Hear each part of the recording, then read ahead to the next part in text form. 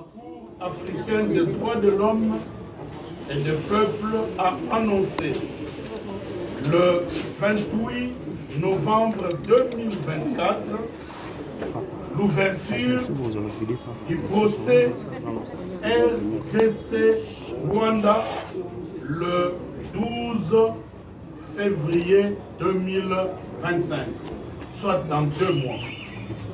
Il faut distinguer ce procès de celui qui a été ouvert le 26 septembre 2024 devant la Cour de justice de l'EAC, juridiction de la communauté des États d'Afrique de l'Est.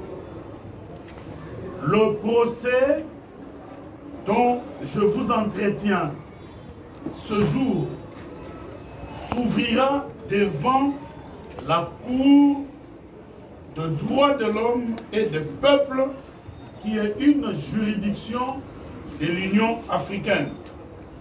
Ce procès fait partie des initiatives judiciaires internationales concrètes, conçues, diligentées par son Excellence, Monsieur le Président de la République, Félix Antoine Tshisekedi Tshilombo, et actuellement exécutée et suivie par son Excellence, Madame la Première ministre, chef du gouvernement, Judith Tuluka Suminwa, contre le Rwanda et Paul Kagame devant des instances internationales, notamment la Cour pénale internationale.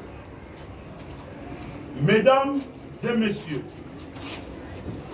depuis des décennies d'agression de notre pays, le pillage de nos minéraux, les viols de nos enfants et nos femmes et le massacre de nos populations, jamais le Rwanda et Paul Kagame n'ont été poursuivis en justice à travers des procès réels à tous les niveaux comme on le voit maintenant. Il ne s'agit pas de critiques à distance auxquelles nous étions habitués jadis. Aujourd'hui, il y a 3 procès en cours contre Paul Kagame et le Rwanda grâce à l'action, la conception de son Excellence, Monsieur le Président de la République, Félix Antoine Tshisekedi Tshilombo.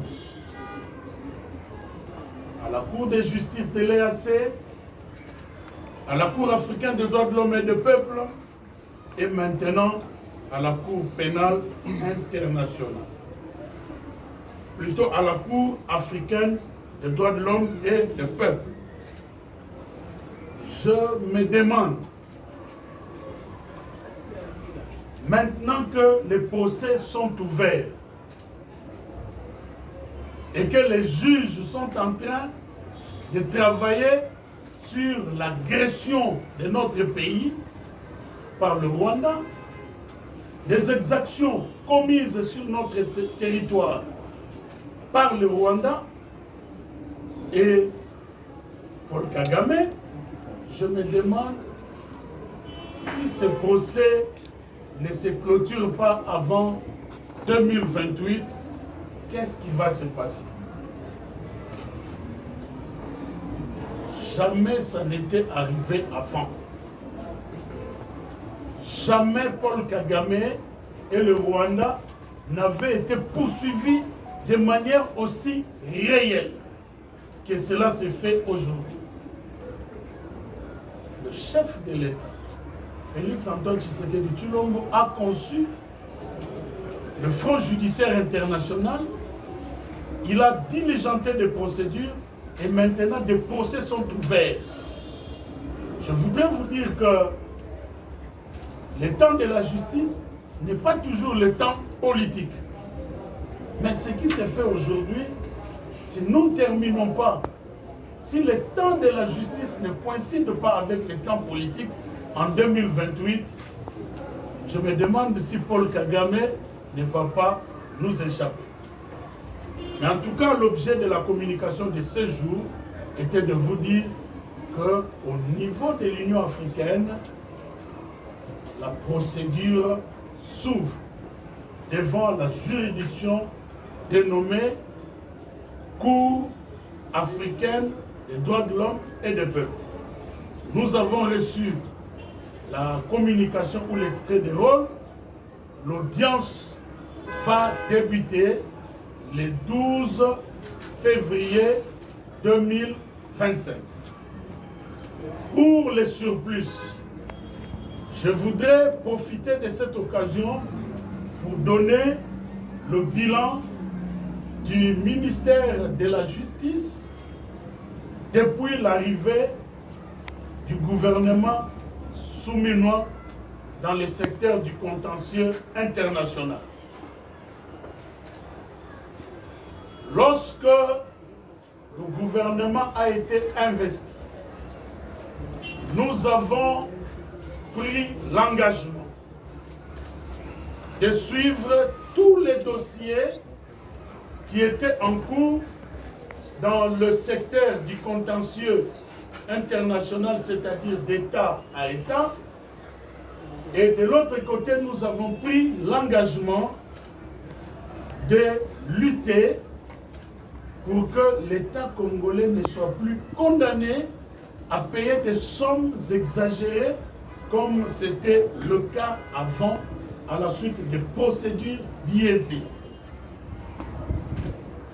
Nous sommes à la fin de l'année, c'est-à-dire que du travail que nous avons abattu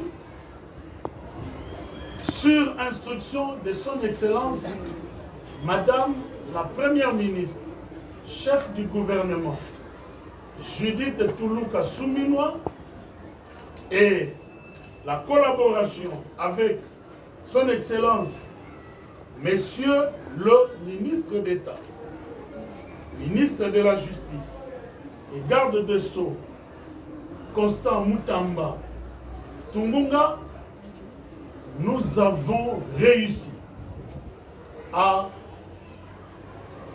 faire avancer toutes les procédures qui existaient déjà, au point où, vous le constatez, c'est chaque mois qu'un procès s'ouvre contre le Rwanda et Paul Kagame. Et de l'autre côté, nous avons réussi à bloquer les procédures qui arrivaient avant à faire condamner l'État congolais à payer des sommes. Il n'y en a pas eu jusqu'ici un seul, pas un seul procès qui a abouti à l'encontre des intérêts de la RDC. Aucune procédure, aucune condamnation depuis maintenant 6 mois. Je voudrais insister et le dire de manière vraiment claire que nous ne sommes que des exécutants et nous avons trouvé ce que le président de la République avait conçu lui-même et qu'il avait déjà lancé. Et nous suivons pour que le tout se passe pour les meilleurs et qu'il puisse avoir raison de nous avoir nommés dans ce ministère et d'avoir nommé la première ministre Judith Souminois à la tête du gouvernement. Et voilà les résultats que nous avons aujourd'hui. Je vous remercie. Un Excellence, s'il vous plaît.